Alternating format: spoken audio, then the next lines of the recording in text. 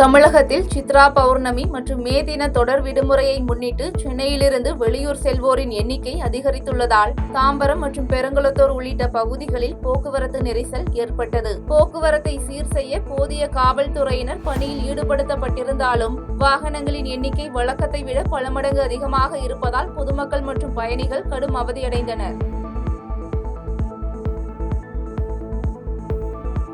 சேலம் மாவட்டம் ஓமலூர் மற்றும் அதன் சுற்றுவட்டார பகுதிகளில் 40 ரூபாய்க்கு விற்பனை செய்யப்பட்ட இளநீர் தற்போது 70 ரூபாய் வரை விற்பனை செய்யப்படுவதால் பொதுமக்கள் அதிர்ச்சியடைந்துள்ளனர். உள்ளூர் வரத்து குறைந்ததால் பொள்ளாச்சி மற்றும் உடுமலையிலிருந்து கூடுதல் விலைக்கு இளநீர் கொள்முதல் செய்யப்படுவதால் விலை அதிகரித்துள்ளது என வியாபாரிகள் கவலை தெரிவிக்கின்றனர். சென்னை காமராஜர் சாலையில் உள்ள மாநில கல்லூரி வளாகத்தில் இந்திய தேர்தல் ஆணையம் சார்பில் தமிழகத்தில் உள்ள 234 தொகுதிகளைச் சேர்ந்த தேர்தல் நடத்தும் அதிகாரிகள் மற்றும் உதவி அதிகாரிகளுக்கான பயிற்சி முகாம் நடைபெற்றது. இந்த பயிற்சி முகாமில் தமிழக கூடுதல் தேர்தல் அதிகாரி சிவஞானம், கூடுதல் தலைமை நிர்வாக அதிகாரி மற்றும் அரசு கூடுதல் செயலாளர் ஸ்ரீதர் உள்ளிட்ட முக்கிய தேர்தல் நடத்தும் அதிகாரிகள் கலந்து கொண்டனர்.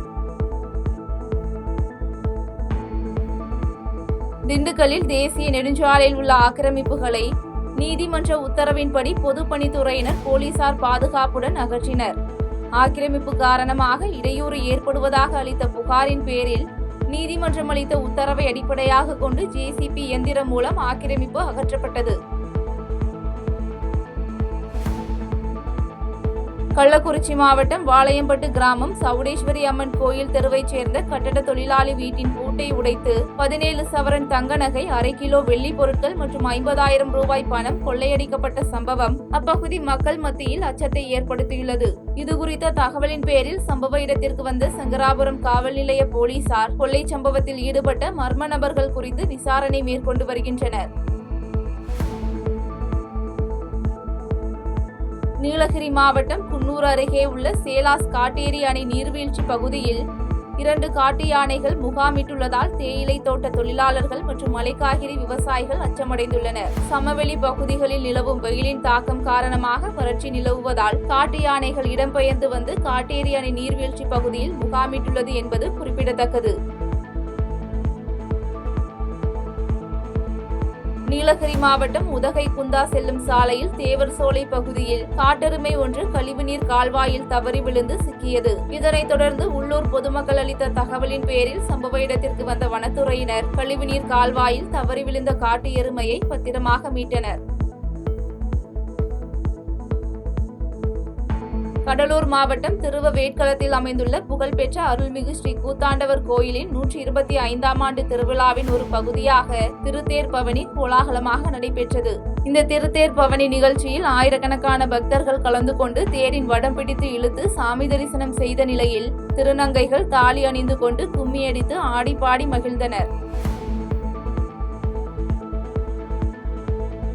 கிருஷ்ணகிரி மாவட்டம் ஒசூர் அருகே மாநில எல்லையான ஜூஜுவாடி சோதனை சாவடியில் பெங்களூரில் இருந்து மதுரை சென்ற தனியார் பேருந்தில் கடத்தி வரப்பட்ட 18 கிலோ கஞ்சாவை மதுவிலக்கு அமல் பிரிவு போலீசார் பறிமுதல் செய்தனர்.